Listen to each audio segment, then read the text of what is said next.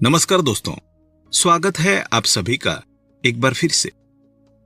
दोस्तों, अगर आप अपनी लाइफ में कुछ नया सीखना चाहते हैं तो चैनल को सब्सक्राइब जरूर करिएगा। दोस्तों, घर में होने वाली छोटी छोटी बातों में कई संकेत छुपे होते हैं। इन संकेतों को अगर समझ लिया जाए तो हम जान सकते हैं कि भविष्य में आने वाला समय कैसा होगा और परेशानियों से बच सकते हैं। ज्योतिष के अनुसार जब दरिद्रता बढ़ने की संभावना होती है तो घर में छोटी छोटी बातें इशारा करती है। दोस्तों, आज के इस वीडियो में हम आपको वास्तुशास्त्र के बहुत ही अनोखे और अद्भुत विचारों के बारे में बताने जा रहे हैं। दोस्तों, घर के बड़े बुजुर्ग हमेशा कुछ न कुछ सिखाते रहे हैं जिससे जीवन में कोई समस्या ना हो। हमारे देश और समाज में संस्कारों का विशेष महत्व है। ये सभी कार्य न केवल भलाई के लिए होते हैं बल्कि आपकी तरक्की को भी प्रभावित करते हैं। दोस्तों, शास्त्रों में भी कुछ बातें बताई गई है जिनको पूरा करने से आपका दिन बेहतरीन हो जाएगा। आज हम आपको कुछ ऐसे ही उपाय बताने जा रहे हैं जिनके करने से न केवल मान सम्मान में वृद्धि होगी बल्कि धनलाभ के साथ भाग्य के दरवाजे भी खुलेंगे। दोस्तों, आज हम दुर्भाग्य को दूर करने वाली अचूक जानकारी आपको देंगे। और दोस्तों, आज आप जानेंगे कि शिव महापुराण में कुछ ऐसी वस्तुएं वर्णित है, कुछ ऐसी चीजें हम बताएंगे जिनका दान अगर व्यक्ति करता है तो कैसा भी दुर्भाग्य हो, कैसी भी तकलीफ हो, वो निश्चित रूप से दूर हो जाती है। कभी कभी मनुष्य को कोई ऐसी तकलीफ घेर लेती है, कोई ऐसी परेशानी घेर लेती है जिससे वो स्वयं घुटता रहता है। वो ना किसी को कह पाता है, बता पाता है और ना ही उससे उसको निजात मिलती है।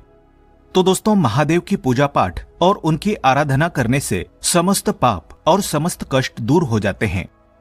दोस्तों, ये कहने वाली कोई ऐसी बात नहीं है जो सिर्फ आप हवा में कह दें और ये उछल जाए। महादेव यानी शिवलिंग। शिवलिंग एक ऐसी चीज है जिसके पास बैठकर आप अपने कष्ट को कह सकते हैं। सबसे बड़ी जो चीज है वो विश्वास की बात है। अगर आप शिवलिंग पर विश्वास करते हैं, शिव महापुराण पर विश्वास करते हैं, तो निश्चित रूप से आपसे जो भी गलती हुई हो, जो भी कष्ट हुआ हो, आप बैठ करके सोमवार के दिन से पूजा आराधना शुरू करें तो निश्चित रूप से आपकी तकलीफ जो है वो दूर हो जाती है। आज हम दुर्भाग्य को दूर करने वाला शिव महापुराण में वर्णित एक विशेष चमत्कारी उपाय बताने जा रहे हैं। कुछ ऐसी वस्तुओं का दान बताने जा रहे हैं जिसे दान करने से आप जिससे प्रत्यक्ष या अप्रत्यक्ष रूप से जूझ रहे हैं वो कष्ट समाप्त हो जाएंगे। दोस्तों, शिव महापुराण में है क्या? शिव महापुराण में शिव जी की विस्तृत चर्चा है, विस्तृत जानकारी दी गई है शिव जी के बारे में। तो उसी में ऐसी 6 वस्तुओं का वर्णन है जिसका दान करने से मनुष्य जीवन के समस्त कष्टों से मुक्त हो जाता है।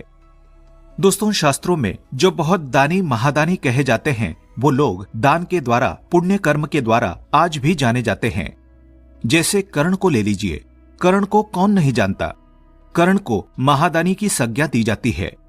राजा बलि है और राजा हरिश्चंद्र की कथा तो आप सभी जानते होंगे कि कितने बड़े दानी थे। स्वप्न में देखने के बाद वे अपने पूरे राज्य का त्याग कर देते हैं। दोस्तों, महर्षि दधीची को भी दानी महादानी की श्रेणी में रखा जाता है। महर्षि दधीची ने तो एक कबूतर की रक्षा के लिए अपनी हड्डियों का ही दान कर दिया था, त्याग कर दिया था। तो ऐसे भी दानी हमारे समाज में होते हैं। पर दान का ये अर्थ बिल्कुल भी नहीं है कि आप अपने श्रद्धा और अपने शक्ति से ऊपर दान करें। दोस्तों, कोई भी दान अपने सामर्थ्य के अनुसार करना चाहिए। एक चीज और बता दें कि अगर आप कोई भी दान करते हैं तो शास्त्र के अनुसार वो दान आपको कई अधिक गुना होकर के वापस प्राप्त होता है। तो कभी भी कोई ऐसी चीज ना सोचें कि आप दान कर देंगे तो आपका भंडार कोष खाली हो जाएगा। शिवपुराण में तो ये भी कहा गया है कि अगर आप शिवजी पे कोई वस्तु अर्पित करते हैं या फिर शिवजी के निमित्त आप कोई दान करते हैं तो निश्चित रूप से वो 100 गुना होकर के आपको प्राप्त हो जाता है। देखिए, हमारा जीवन क्या है, ये शास्त्रों के अनुरूप होकर ही चलता है। तो जब शास्त्र में लिखा है कि वो चीजें हमें 100 गुना अधिक होकर के प्राप्त हो जाएंगी तो दान अवश्य करना चाहिए।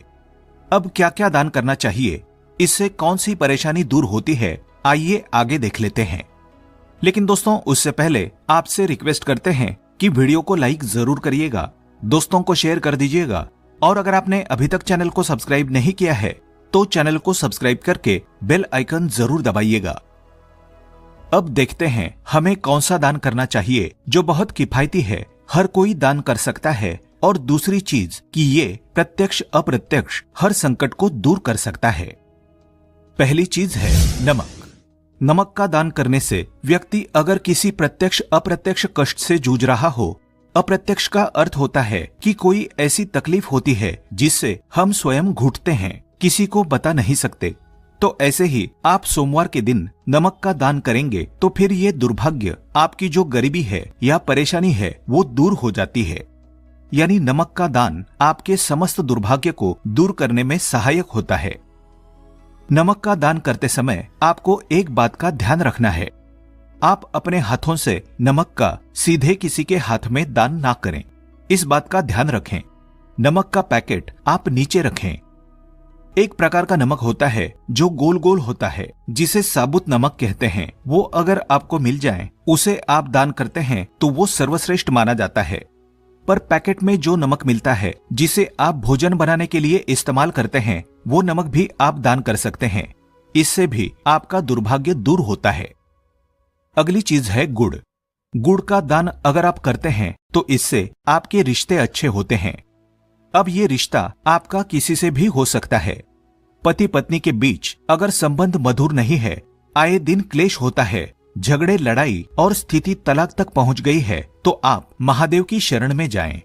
महादेव देवाधिदेव है, वो आपके समस्त संकट को दूर करते हैं।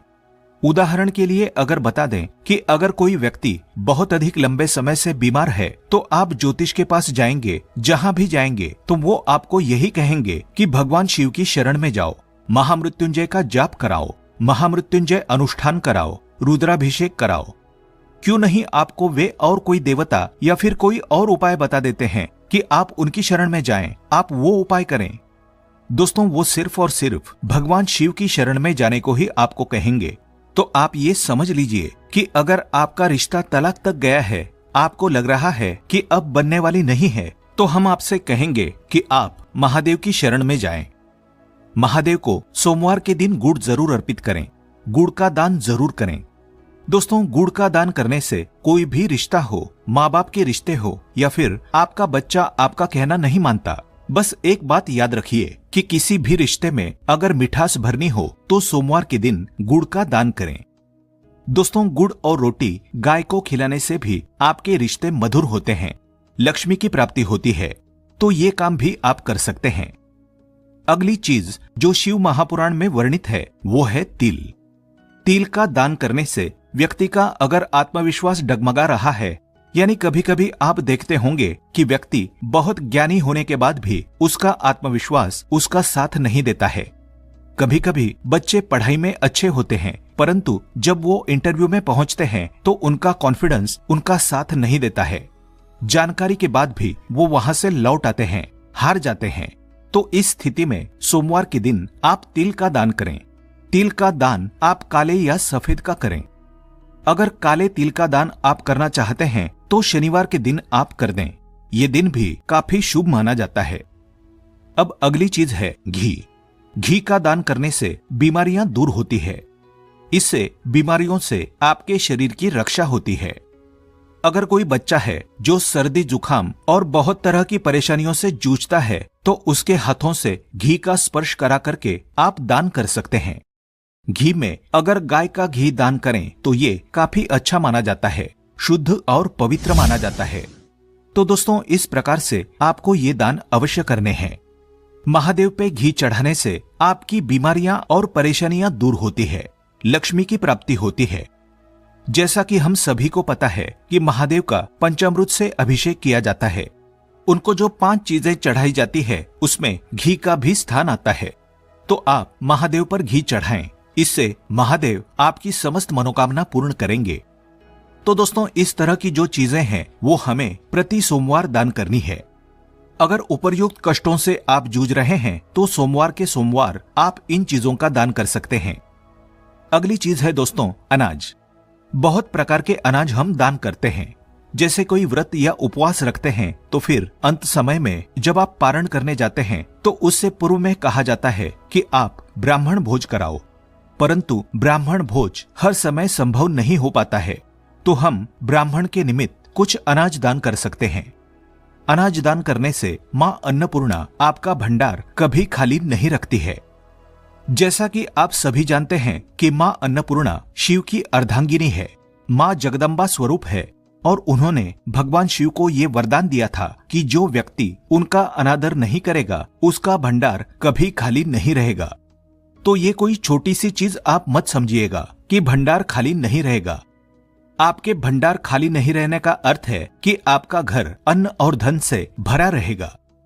अन्न और धन ये दोनों चीजें एक साथ जोड़ करके इसलिए देखी जाती है कि जिस व्यक्ति के खान पान का जो वैभव है वो भरा रहता है, समृद्धि बनी रहती है, उसके घर में धन की, लक्ष्मी की भी कभी कहीं कोई कमी नहीं रहती है। तो इस प्रकार का दान आप शिव महापुराण में बताए गए समय के अनुसार यानी सोमवार को और काले तिल का दान करना है तो शनिवार को इस तरह से दान करेंगे तो निश्चित रूप से आपकी ख्याति फैलेगी और आप जिस समस्या से, जिस दुर्भाग्य से जूझ रहे हैं वो भी धीरे धीरे समाप्त हो जाएगा।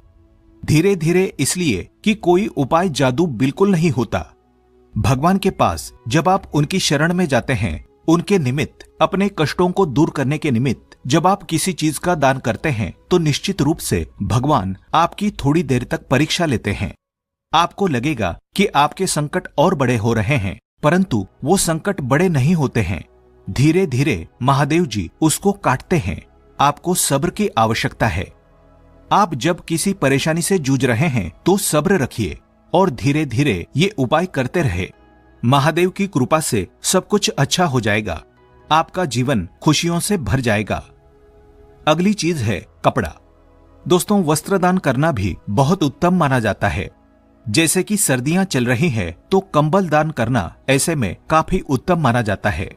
जैसे कि मकर संक्रांति पर बहुत सारे लोग वस्त्रदान करते हैं। वस्त्रदान करने से व्यक्ति की उम्र बढ़ती है, व्यक्ति दीर्घायु होता है। तो ऐसे में अगर कोई बीमार है, परेशान है, उसकी बीमारी लंबे समय से ठीक नहीं हो रही है तो उसके हाथों से कुछ वस्त्र स्पर्श कराकर आप दान कर दें, या फिर वो व्यक्ति जाने लायक है तो खुद जाकर जरूरतमंदों को दान करा दें। ये उपाय हम नहीं कह रहे हैं, ये उपाय शास्त्रों में वर्णित है, शिव महापुराण में वर्णित है। तो ये उपाय निश्चित रूप से आपकी संपूर्ण समस्याओं को समाप्त करेगा। कैसा भी दुर्भाग्य चल रहा हो, धीरे धीरे वो दुर्भाग्य महादेव की कृपा से कटने लगेगा। आज के लिए बस इतना ही। दोस्तों, अगर आपको ये वीडियो पसंद आया है तो वीडियो को लाइक करिएगा, दोस्तों को शेयर जरूर करिएगा और चैनल को सब्सक्राइब करके बेल आइकन जरूर दबाइएगा ताकि आने वाला नॉलेजेबल वीडियो आपको सबसे पहले मिले। दोस्तों, मिलते हैं अगले वीडियो में। तब तक के लिए good bye and thanks for watching my video.